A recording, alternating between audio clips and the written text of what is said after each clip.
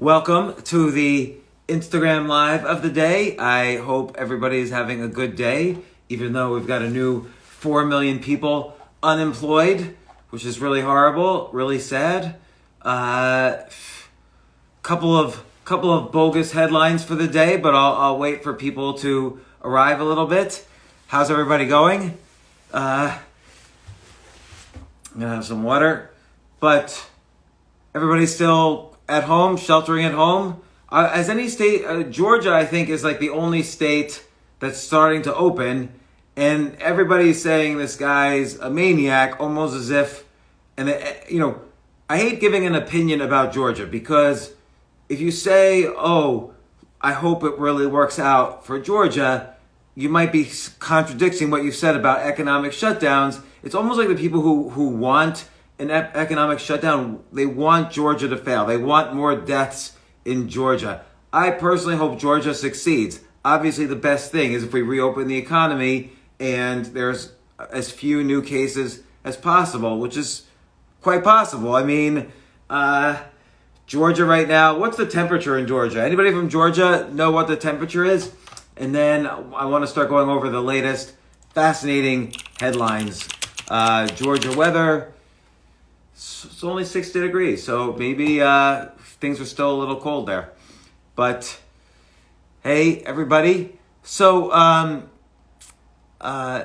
someone asked, did I see the Chama interview saying the airline should fail? I did see that.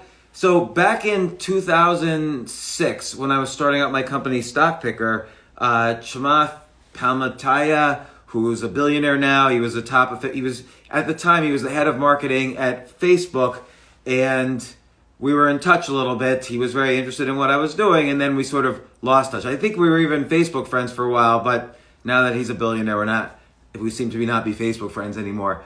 But Chama is suggesting that instead of bailing out the airlines, I think in the last stimulus package, we allocated $51 billion for the airlines. And my question is, why are we bailing out the airlines? Here's what happens when a company goes bankrupt. When a company goes bankrupt, they don't close down. An airline doesn't just shut down. What they do is they stop paying off their debts. You know how, let's say you owe $1,000 on your credit card. If you stop paying and you go into bankruptcy, that means a court decides, or you make a deal with the people you owe money to about how you're going to pay back over time. You restructure your debt. So when let's say an airline owes billions of dollars and they owe it to a big bank. When an airline goes bankrupt, it doesn't go out of business. It's just saying, I'm not paying my debts anymore, and he goes to the bank. We have to figure it out. I no longer owe you any money. I just declared bankruptcy, so we have to figure it out. And the bank's like, ugh, God damn it. And the bank says, okay, let's figure it out. And usually what happens is the people who you owe money to, they take over the company. So the shareholders go to zero, but the debt holders now own the company. So that's typically what happens in a bankruptcy. So the employees don't get fired, not necessarily. Business doesn't go away. A lot of companies, Sears has declared bankruptcy like 5 times and is still in business. General Motors declared bankruptcy a few years ago, and now business is stronger than ever. Almost 100% of the airlines, except for maybe JetBlue and Southwest, have all declared bankruptcy at some point. Trump casinos have declared bankruptcy like 3 or 4 times. So bankruptcy is not the worst thing in the world. Why do we give $51 billion to airlines? I'll never understand. Who even wants to? Why were we propping that industry up? That industry might be dead. Everyone's going to start working at home. In the past 2 months, since this lockdown, I had meetings or comedy scheduled for Miami, Washington, D.C., Houston, Austin, L.A., Winnipeg. I canceled everything because I was able to do things remotely. I just did a meeting remotely yesterday. I just did a podcast remotely today. So people are going to travel less. Don't delay the inevitable. If you delay the inevitable, meaning airlines are going to go bankrupt, you create more problems in the economy. Now, stupid suggestion today I saw on the news. Everyone's saying, let the states declare bankruptcy.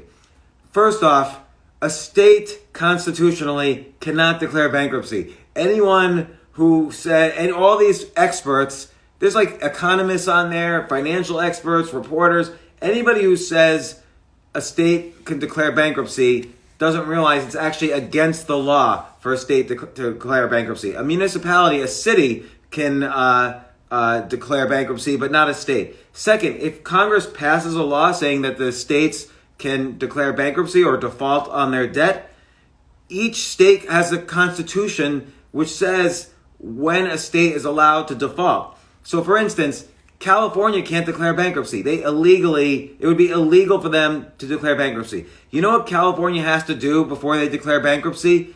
They have to fire in their constitution, which is not going to be amended, in their state constitution,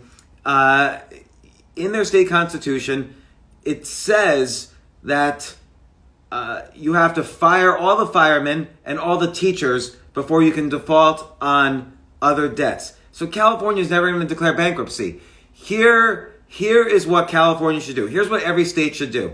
Here's what New York State should do.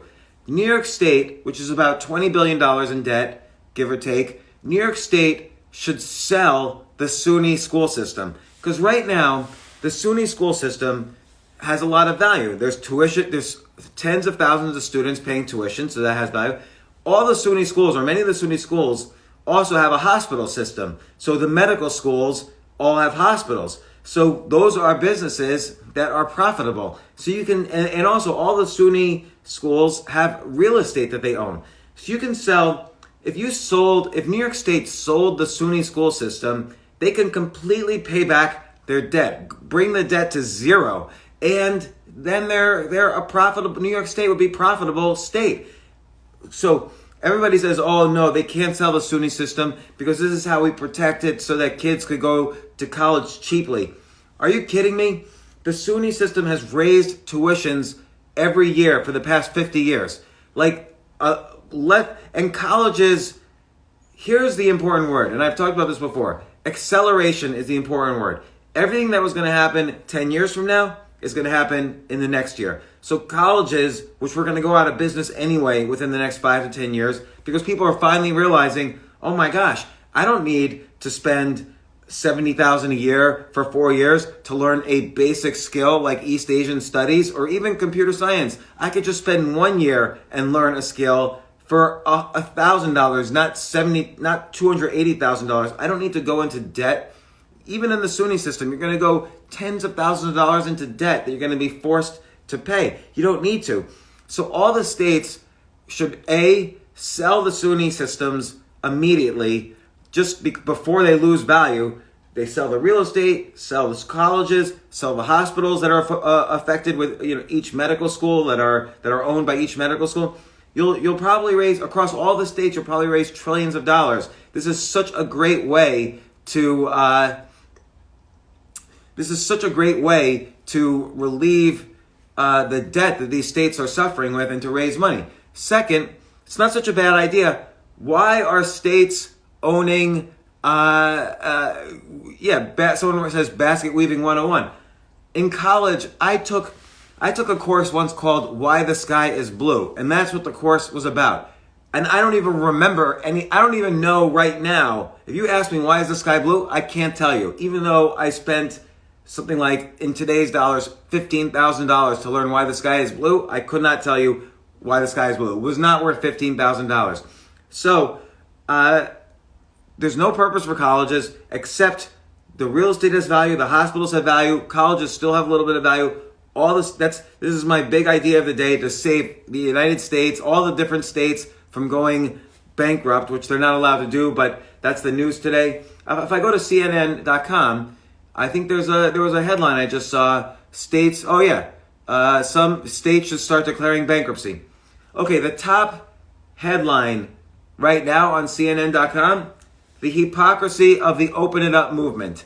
And first off, when did headlines start having opinions, right? It's not like when 9/11 happened, the headline was World Trade Center hit by 2 planes manned by terrorists. That was the headline. Not World Trade Center attacked. U.S. attacked by terrorists flying airplanes. It wasn't like, oh my gosh, isn't this? The headline didn't say, this is so sad, 9/11, U.S. attack. It didn't give an opinion. So when it says, when the top headline on CNN says, the hypocrisy of the open up movement, that's not a headline, that's an opinion. So, okay, I open it up and it says that there's a dilemma, that the question is, should the minority suffer or the majority benefit? And that's the whole argument of this article. That's the premise of this article.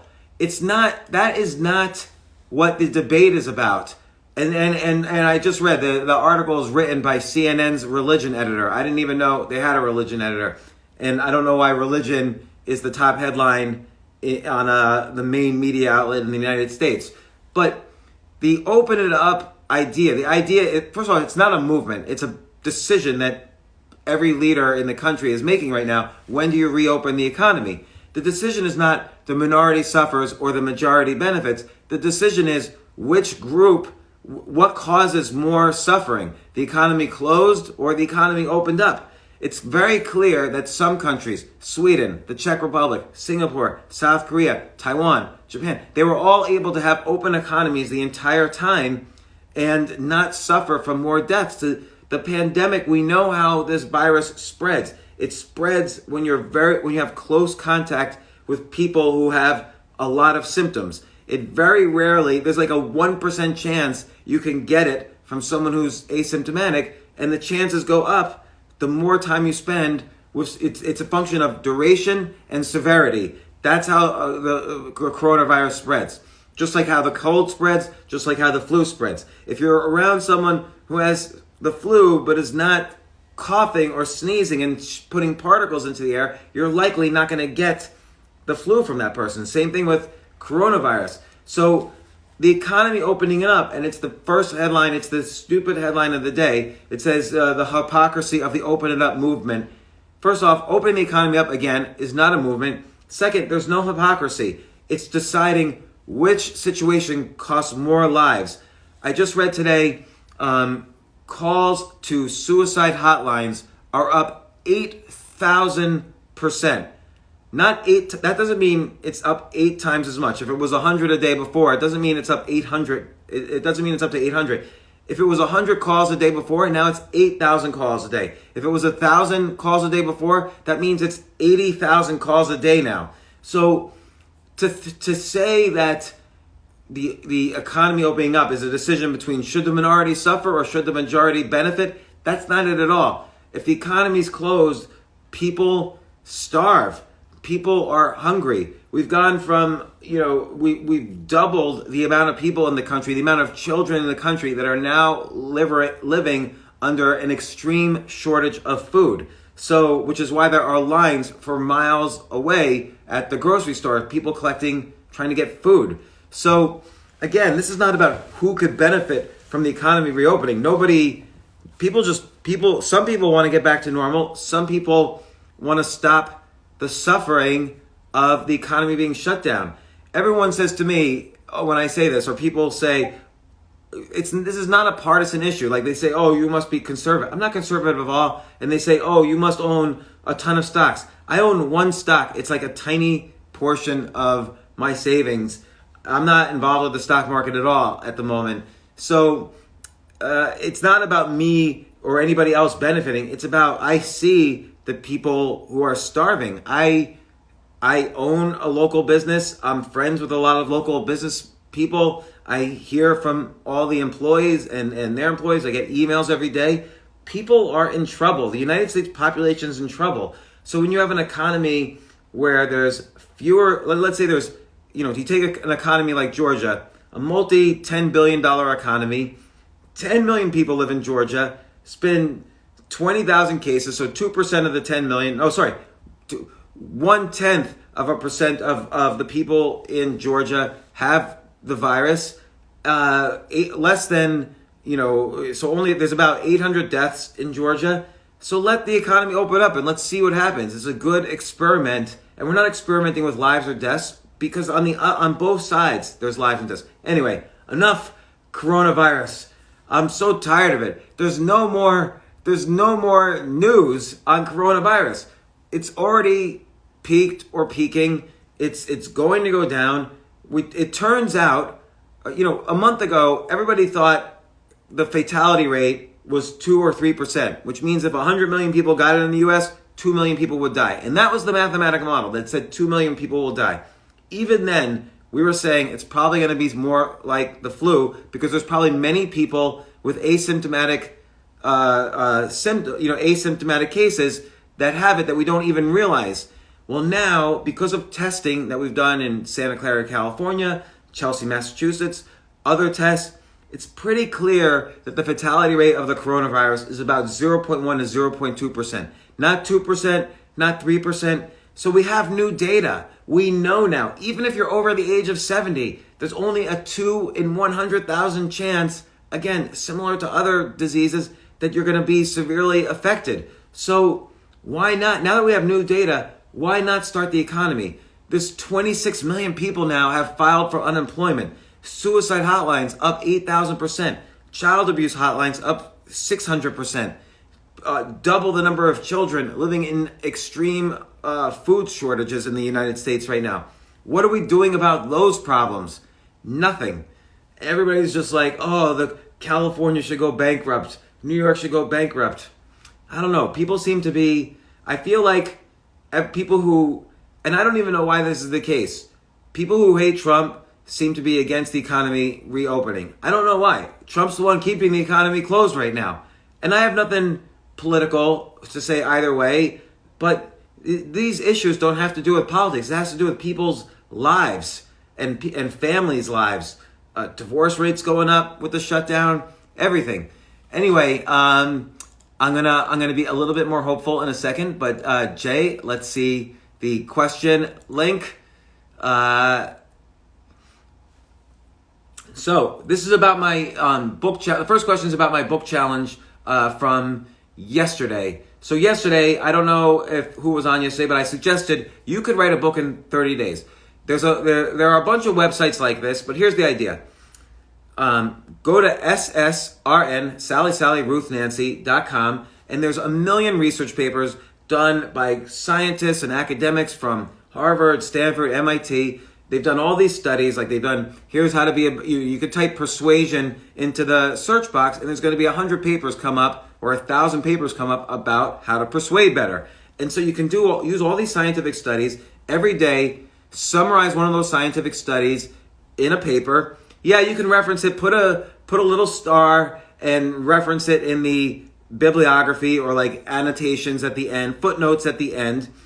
Summarize the paper in one chapter, and then also tell a story from your life or from the life of a historical story that will kind of exemplify the research of that paper. Do it for 30 days. At the end of 30 days, you're going to have 30 chapters. It's going to be the best book on the planet about persuasion or sales or negotiation or entrepreneurship or golf or sports or whatever you want to research. And you'll have 60 pages. All 1,000 of you or 2,000 of you can do this. You'll all write completely different books. And some of those books will be bestsellers. And then you can repeat this strategy as often as you want. What's the benefits of minimalism? What's the benefits of the paleo diet or the keto diet or whatever?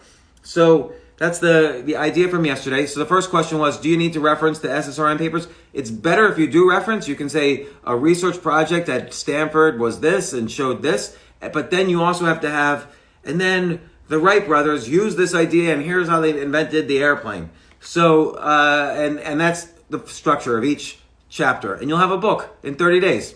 Boom. Second question. Should we worry about other companies stealing or taking advantage of our knowledge? No. Never worry about companies stealing your ideas. I'll tell you, I used to always just freely give ideas to companies in the hopes that they would steal them. Trust me, when a company steals, let's say you give an idea to Amazon and Amazon steals your idea. You know what that means? That means you're brilliant. It means that a $1 trillion company like Amazon thinks your idea is good enough that it's worth stealing. It might be a 100 billion idea for them. It might be a 10 billion idea. But your ideas, it means your ideas are worth money. And it's not the only idea. If you build your idea muscle by writing down 10 ideas a day, you should just give out your ideas as much as possible. It's not going to you're going to keep having better and better ideas. Just because one person steals your ideas or one company steals your ideas, let them do it. I'll tell you a story. So after the financial crisis, I went to this guy who had billions and billions of dollars. It was his family's money, and he was running his family like a hedge fund. And he said to me once, pitch, when you have an idea that I could put $300 million at least to work, pitch me the idea. And so after the financial crisis, I had an idea. And the idea was there were all these stocks that were called closed-end funds that were trading at an unnatural discount. And I won't go into the details because it gets into the weeds a little bit, but I analyzed which were the best closed-end funds someone should buy because they would automatically bounce back. They were usually closed-end funds. A closed-end fund, it's like they have, if they're stocks, but if they have $100 in the bank, sometimes they trade for $80. So they trade at a discount to what they have. So I found all the closed-end funds that were trading at a huge discount to what they were worth, and I analyzed what they owned and why each one of these funds should come back. And so I went to this, I told this guy, I called him up, and I said, hey, I have this idea. This is the idea. He says, oh, come in. So I went into his office. I shared the idea. He had like 6 PhDs sitting around. I gave all my notes, spreadsheets, everything. And he said, we love this idea. We're going to call you tomorrow. We want you to start working on this idea. So he didn't call tomorrow. He didn't call the next day. I called him up the day after, and he didn't pick up. I called him for 3 weeks. Finally, he picked up the phone, and his name was Eddie. Eddie said, James, we love this idea, but I didn't realize. It turns out we already were doing the exact idea with the exact stocks. I'm sorry that we can't, but pitch me your next idea. And so he just flat out stole my idea, and he probably made about 200 million. When I tracked all the stocks, he probably made about 200 million of the idea. So I would have made some percentage of that if I had implemented the idea. He stole the idea, no problem, but it validates, again, I'm going to keep coming up with ideas. He'll run out of ideas because he was depending on people like me. People like me will stop going to him if he keeps stealing ideas, but I was happy to share because A, it tells me that my ideas are good, and then I can just keep doing them. All the time I can share different, all the time I share ideas. Because of sharing ideas freely, I visited Amazon, Google, LinkedIn, Facebook, Twitter, Quora. The only company I haven't visited probably is Instagram, because I don't know if Facebook owned them when I visited Facebook. But sharing ideas is the key to success. I had 2 careers 20 years ago. One was I invested money for people as a hedge fund, and the other was that I started writing for money. I started those careers by sharing ideas. I wrote to Jim Cramer and I said, here's 10 ideas for articles you should write, Jim. I would love to read these articles if you wrote them. And I said, I didn't ask for anything. I didn't say, hey, let's meet for a coffee. None of that. He wrote back almost immediately and he said, these ideas are fantastic. Why don't you write them? So for the first time ever, I started getting paid to write articles, and that led to getting paid to write books, and it led to a column in the Financial Times and then the Wall Street Journal, and it led to public speaking, and it interwove with running a hedge fund. The other person I sent ideas to, I sent 10 ideas for trading systems to Victor Niederhofer, a hedge fund manager, and Victor said, this is great. I said, you can have these ideas. Here's the software. I gave him even the software I wrote. He said, this is great. And it took a little longer, but he said, how about I give you money to invest? And that started me off on a career doing a hedge fund. So giving ideas for free and not expecting anything, sometimes people will steal ideas, but most of the time, and sometimes people will ignore you, and sometimes people will love the ideas and give you opportunities. So the key is actually to share as many ideas as possible without asking for a single thing. Do not ask for anything. Let them steal your idea, and you'll be surprised how many seeds you plant that will grow into, a garden. So this is related, actually. So are you familiar with the 80-20 rule? So the 80-20 rule says 20% of the seeds you plant will create 80% of the flowers in the garden. So 20% of your employees will create 80% of the revenues. 20% of your work hours will create 80% of your output. So the 80-20 rule applies in almost everything. So with let's say a book took me 100 hours to write, probably 20 of those hours created 80% of the book, and the other 80 hours created the rest of the book. I don't know what the math is. So the 80-20 rule is really important, and this is the basis of Tim Ferriss's great book, The 4-Hour Workweek. His point is figure out, be okay with your revenues going down from 100% of your revenues to 80% of your revenues.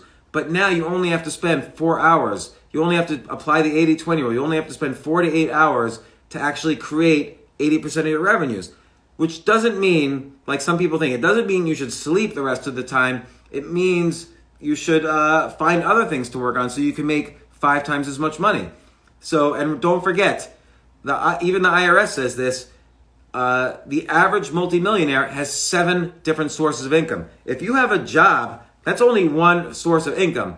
And AOC, Alexandria Ocasio-Cortez, she said yesterday something that made no sense at all. And I have no opinion about her, but just this one comment was sort of stupid. She said, hey, maybe this lockdown should go on forever. Maybe the government should just pay us and we don't want to go back to work.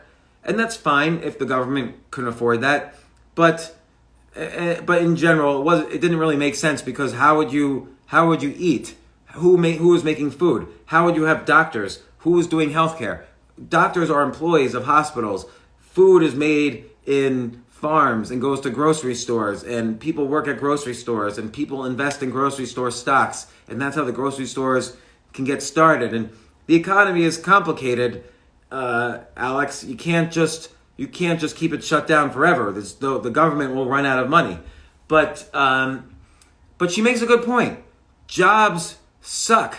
You probably should quit your job, right? Because first off, you're not going to be a multimillionaire on your job. Again, a multimillionaire, employees don't become millionaires. Having a job is only one source of income. You have to have multiple sources of income, multiple ways in which you're making money, that in order to make significant amount of money.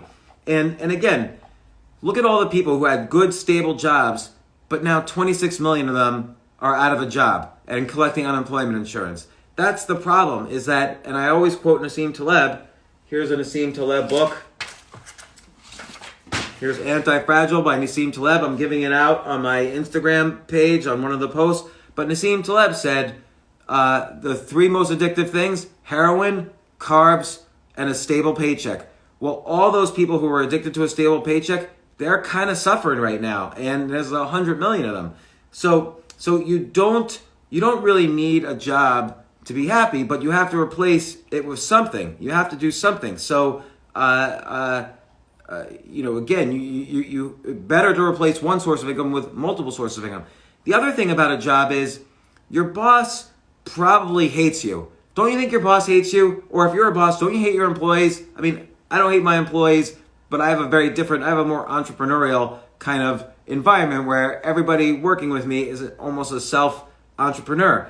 But at Procter & Gamble, the typical boss hates the typical employee, because they're afraid if you're the young, aggressive, ambitious employee, you might rise up past the boss. So they always have to keep you down a little bit.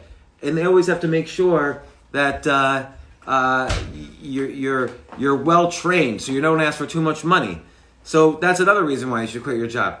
The other thing is, it's kind of scary what's been happening with the middle class. So I feel like if you just look at the data, again, this is not an opinion, this is just the data. So the middle class in 19 92, and by the middle class I say, find the right age group, like 25 to 45 ages, people ages 25 to 45. The average person was making $40,000, and inflation adjusted, guess what they're making now? It's almost 30 years later.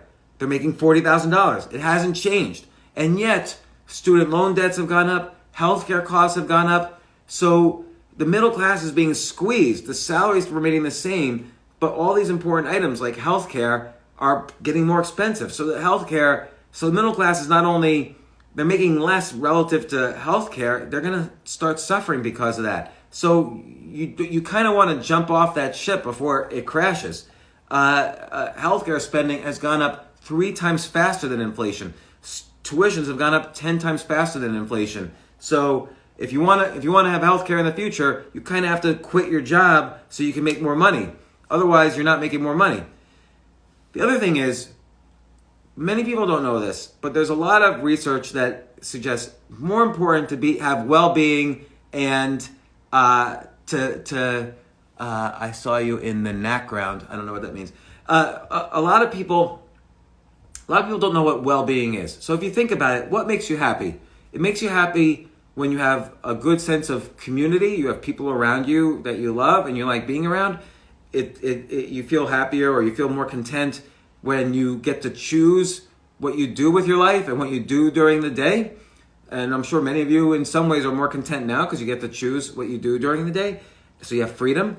And it also feels good when you're improving at something.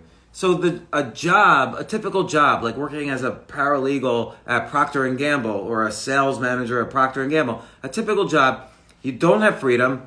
A job is like a human domestication program. You're given a job. You're told what you're allowed to say at the job. You're told what clothes you're allowed to wear. You're put in a little cubicle where the wall is only this high so you all can see each other. You're put in this little cubicle and you're told you can't leave here during the workday.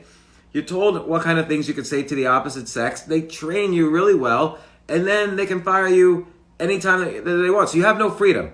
You're not improving at anything. If you're a paralegal at Procter & Gamble, you're not going to improve at anything except maybe Microsoft Excel, and that's it. And you're not necessarily around people you love. Are your cubicle mates, the people in the cubicles around you, are they going to go to your funeral when you eventually die? Are you going to go to their funeral? No. As soon as you quit that job, you always say, oh, hey, let's keep in touch. Let's grab lunch. You never see them again. That's the last time you ever see those people. They're not your friends. And so having a classic job is the opposite of well-being. Again, you don't have freedom, you don't have community, and you don't have that sense of continuous improvement. Also, when you have a typical job, you don't have health. 2 out of 5 people with regular jobs are obese. Like when I worked, the one time I worked at a corporate job, 1994 to 1997, I'd snack all day long. I'd get potato chips and just stuff my face while I was programming a computer. You don't live a healthy life often, not everybody, but often when you have a classic job. Another thing is, when you have multiple things that you do, you don't feel as bad if something goes wrong. So let's say I had a regular job and someone got promoted and I didn't get promoted. I might get upset. I would think to myself, why did he or she get promoted? I didn't get promoted. I do just as good a job. What happened? Why doesn't the boss like me? You're too dependent on that one hierarchy. So it affects your brain chemicals. This chemical called cortisol shoots up. You get that fight or flight reflex, and you think you're getting kicked out of the tribe because you went down on the hierarchy. So I have this technique, diversify status hierarchies. So if you have multiple sources of income, let's say you're, just making this up, let's say you're a day trader and a writer. Oh, well, trading didn't do so well today, so I'm going to try to pitch some more ideas for books or articles, or I'm going to work on my book or whatever. So when one thing doesn't go well on one hierarchy, you could switch to the other hierarchy.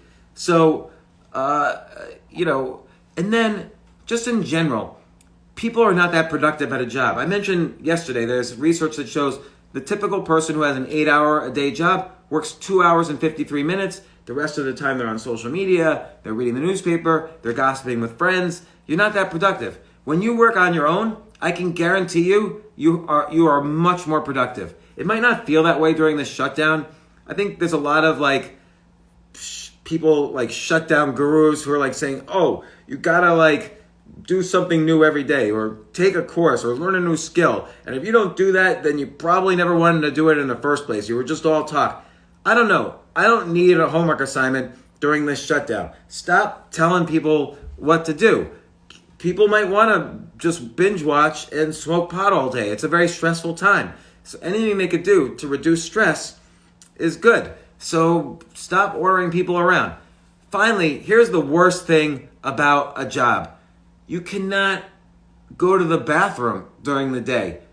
If I went to the bathroom at work, what am I going to do? Shit next to my boss in the stall right next to me? That's disgusting. I don't want my boss to hear shitting and then I've got to go ask for a raise or a promotion at some point. He's just going to be thinking of those noises, or maybe I'll be thinking of them.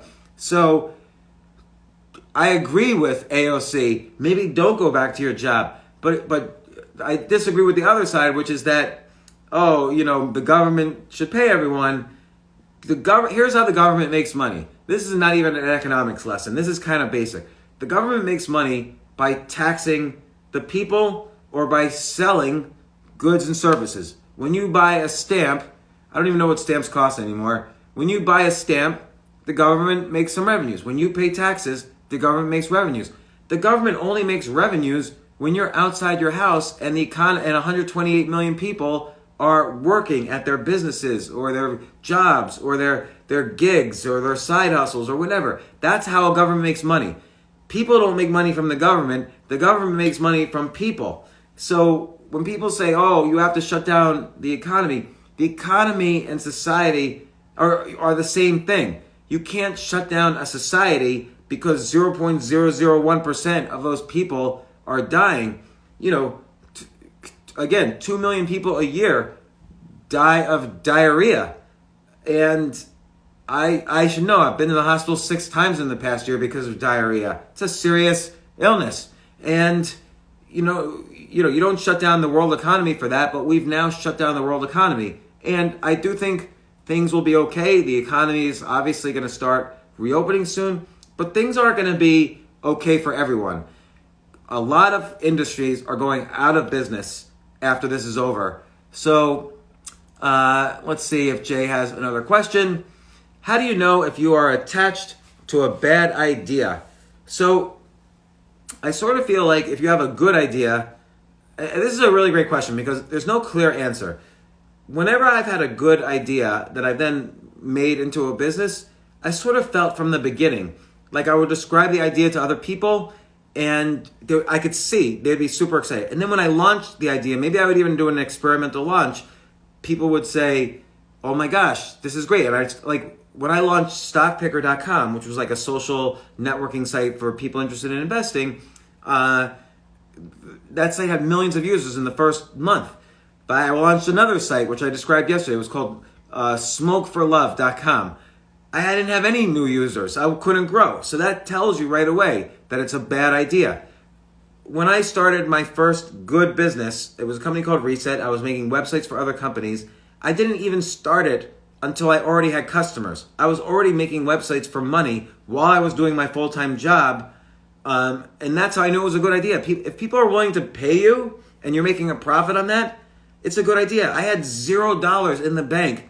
My very first client was a diamond dealer on the 46th Street in Manhattan, or 47th Street, which is the diamond district in Manhattan. This diamond dealer's name was Shlomo, almost like a cliche. And he paid me and my brother-in-law $35,000 cash to do a diamond website in 1995. And he paid us in a bag of cash. I got $17,500 cash. I never had money in my life. I grew up without money. I paid for my own college. I was making, less than $2,000 a month take home from HBO. This guy paid me $17,500 cash. I instantly went to the Chelsea Hotel, met with the Stanley Bard, who was the owner of the Chelsea Hotel, and I said, "Can I live here?" And he's like, "Sure."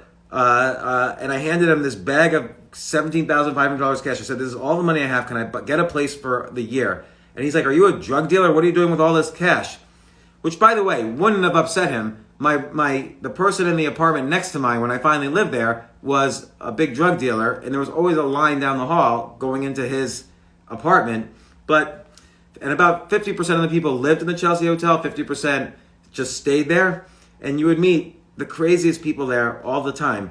But that was the first, I knew that business idea was good because suddenly I had more money than I had ever had before. It changed my life. And so I kept doing more and more websites. And the instant I thought, one time my little sister called me, and she was learning in high school how to make a website. And she was asking me for help on her homework or advice on her homework. And I'm like, oh my gosh, high school kids are learning how to make websites, and I'm charging hundreds of thousands of dollars to big companies making websites. That's when I knew this was a bad idea. And so I sold the business. And a few years later, that whole industry went out of business, quite correctly. James, is it always true that you have paying customers before you launch the business? No, but it's better to do that. If you're profitable from day one, why not start that business? Can I make money by starting a YouTube channel? Yes, but here's the key now with, some people have millions of followers on YouTube. Some people have it on Twitter. These little teenage girls have 20 million followers on TikTok. Here's the thing now. Don't rely on one platform.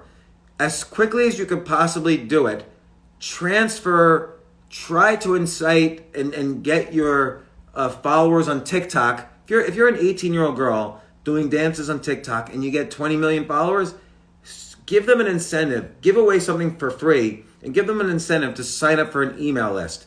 So go to MailChimp.com, or go to tinyletter.com, create a very simple email list, create something of value, and start saying to your readers or your listeners or your watchers, hey, to see more of my stuff that I don't put on TikTok, just sign up for free for my email list. I'll never charge you to be on my email list.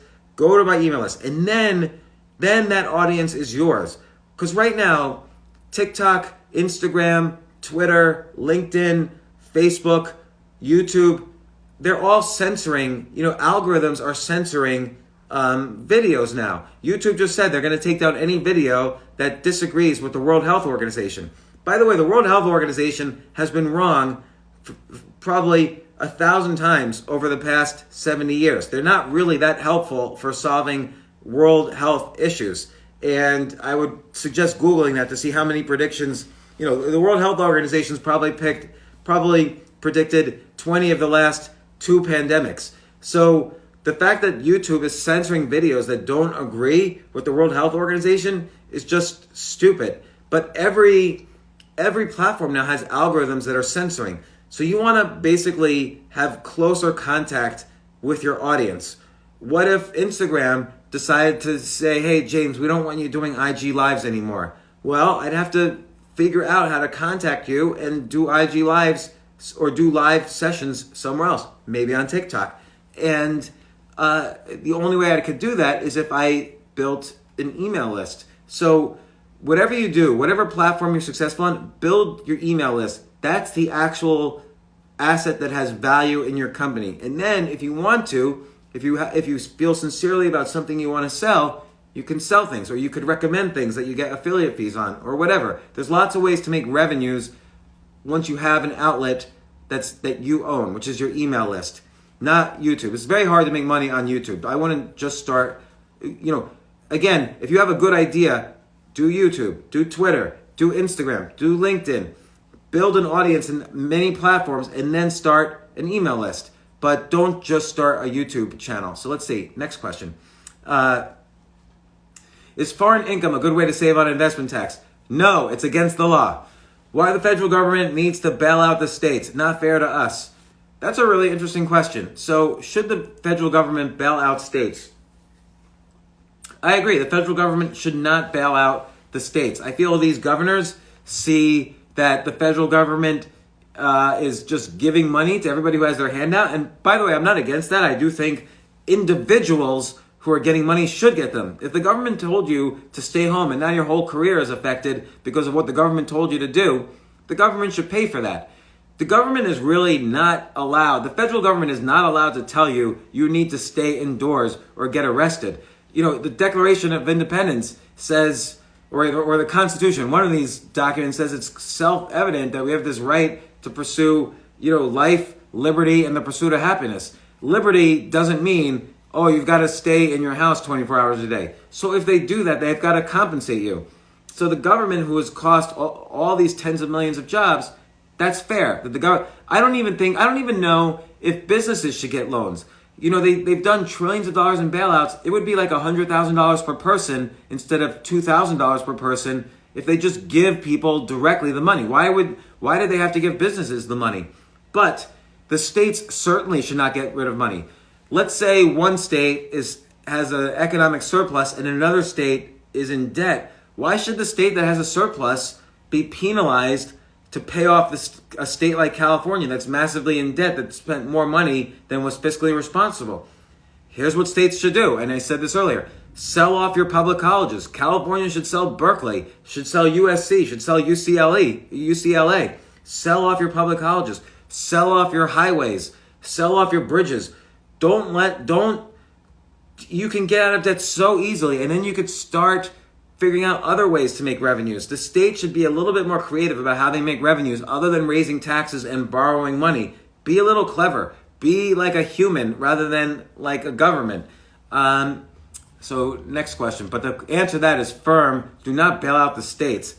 MailChimp stores the emails. Is there another way to collect the emails? Yes, you can use, there's many different email companies. I'm going to make a list of my favorite email companies, graphic companies, podcasting companies, and so on. But MailChimp doesn't store, you can download all the emails from MailChimp. You have access to your email list. How do I get ideas daily? So I've talked about this before, but if you write down 10 ideas a day, the basic thing is that you're not writing down the ideas to have, what's my next great idea? I'm going to write down 10 ideas a day. You're writing down ideas to exercise the idea muscle. Your idea muscle will atrophy in just a few weeks if you're not creative. If you're not creative every day, your idea muscle will be dead. Like, if I don't write every day, I'll even notice. If I start writing a week later, my writing is just like shit. I need to exercise the writing muscle every day. I'm a professional writer. I have to do it. If I don't do stand-up comedy, as an example, at least once a week or twice a week or 3 times a week, if I go back a few weeks later, I'm not as good. You need to exercise these mental muscles.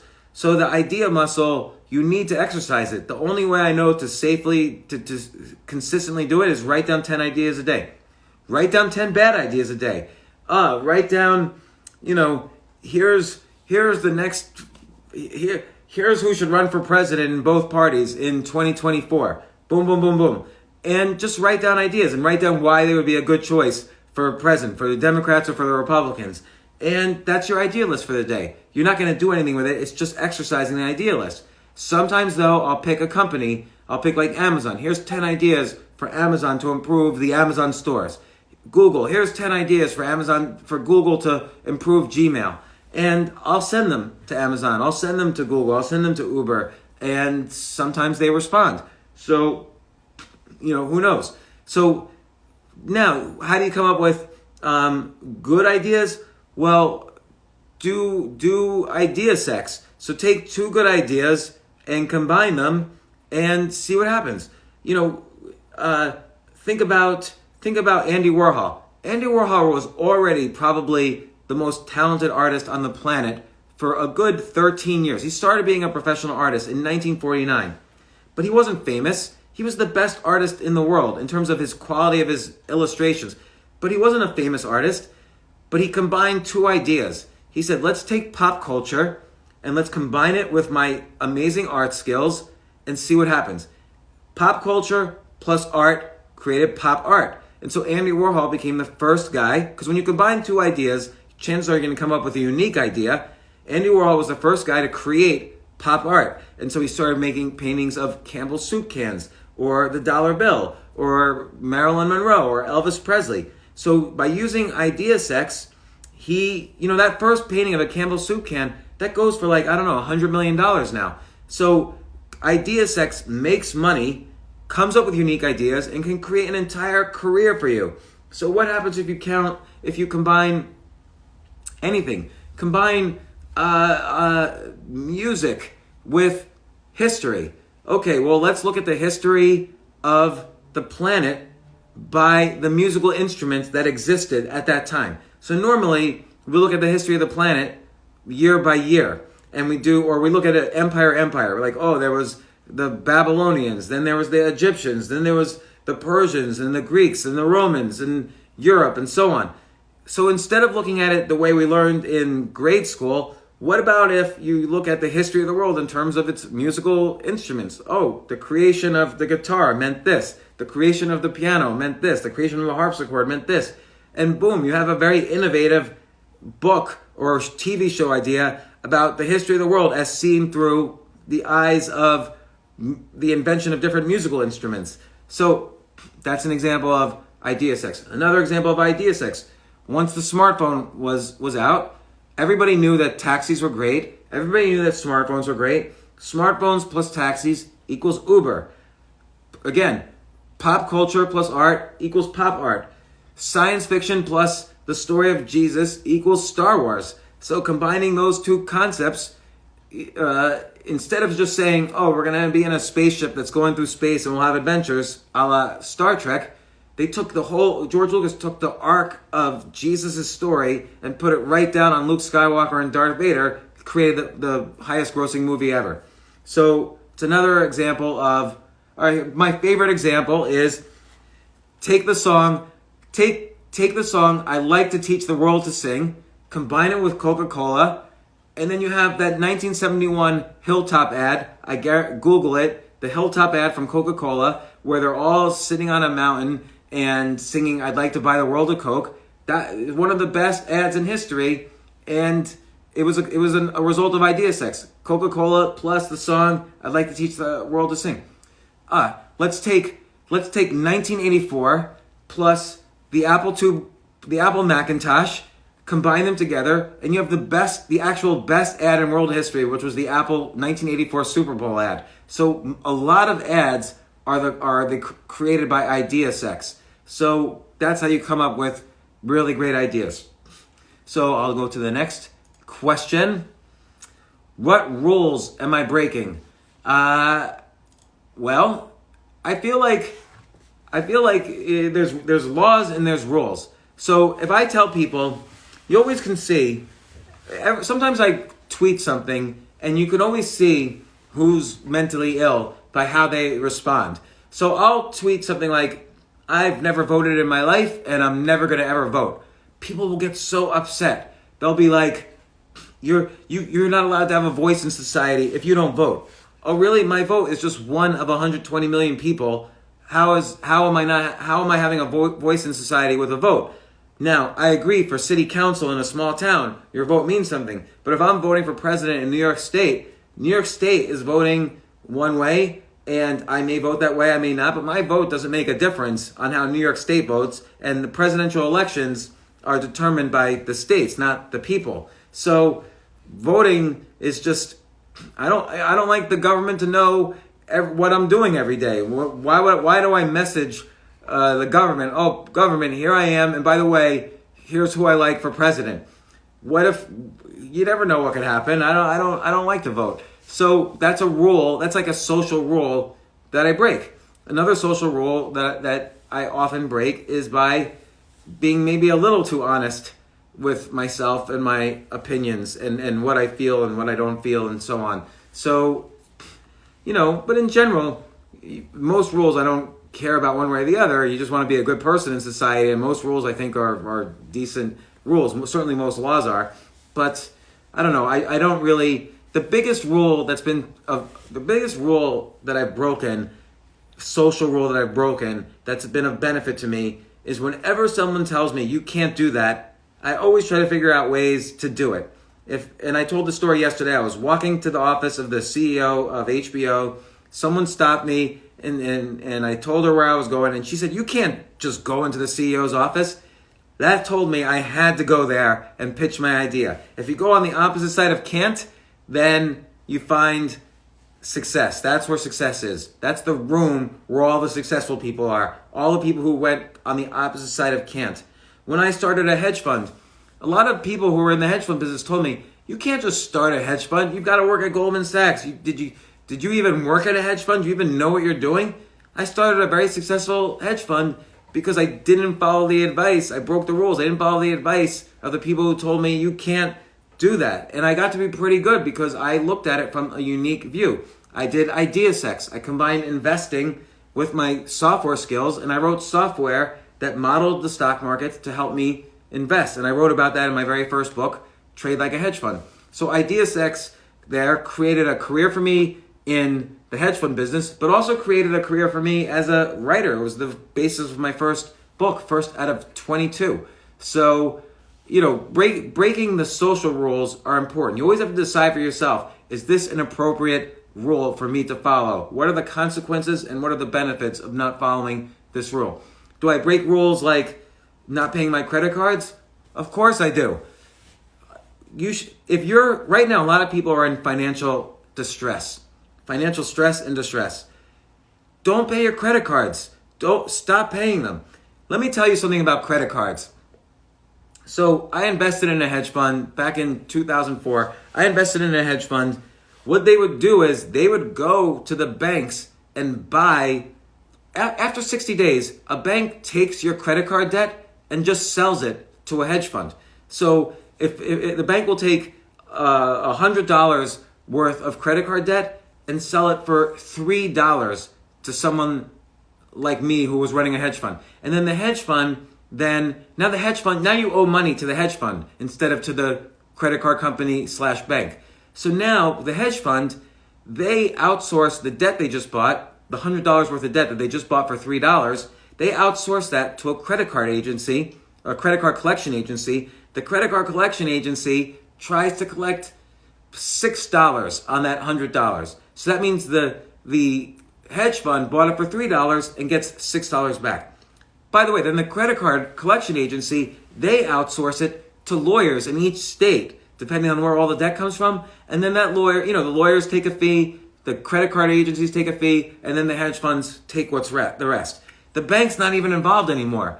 So when you default on your credit card debt, I'm not recommending this because there's various consequences. But if you're in financial distress, the consequences aren't more important than your financial stress. Stop paying your credit card debt, because here's what happens. Here are the consequences. You start getting 50 calls a day from the credit card collection agency. Just block those phone numbers. So that solves that problem. Your credit score goes down, but I'll tell you a little secret about that afterwards in a minute. Your credit score goes down, so then it's harder for you to buy a home, buy a car, or rent a home, or rent an apartment. So your credit score goes down, and at some point, a lawyer might take you to court, but that's like a year later. So if you stop paying your credit cards now, and if you avoid the phone calls and you don't care about your credit score, then you have a whole year before the lawyers, or a year and a half before the lawyers start going after you. Now, some people, and by the way, they may never go after you. If they collect enough money, they'll forget about you. If they contact you, you can just say, send me the documentation. I don't remember owing this. Send me the documentation. Well, the credit card debt went from the bank to the hedge fund to the collection agency to the lawyers. The lawyers might not have the paper documentation of your debt. And so now your debt's gone. It's over. So the other thing to do is, now that you know this secret that I'm telling you, that they only care about collecting 10 cents on the dollar, 8 cents on the dollar, you can negotiate. You could say, oh, I didn't realize, I owe $100. I'm so sorry. I'm going through some financial stress right now. How about I give you $10 and we call it even? They're going to say yes. Guaranteed. They're going to say yes. Finally, what do you do about your credit score? Once you're in financial shape again, there are credit card agencies that will help you bring your score back up. You pay them $1,000, $2,000, and your credit rating score will go from horrible to perfect. Believe me, I've done it before. I was buying an apartment in 1999, which was a huge mistake. My credit rating was like 500 something, which was horrible. I owed library dues to Cornell University, which again shows you how bogus. I owed $100 in library fines to Cornell, which again, I borrowed $100,000 or more to go to that shitty school, and then they slapped me with $100 in library fines, so I couldn't buy an apartment 15 years later or 10 years later, and so that affected my credit score. I never owned a credit card in my life, so I didn't have anything else on my credit. So I paid this agency $2,000. My credit rating went from 580 to 780. I think the highest is 800 overnight. So the credit score is BS. So that's a rule you could break. You just have to always think about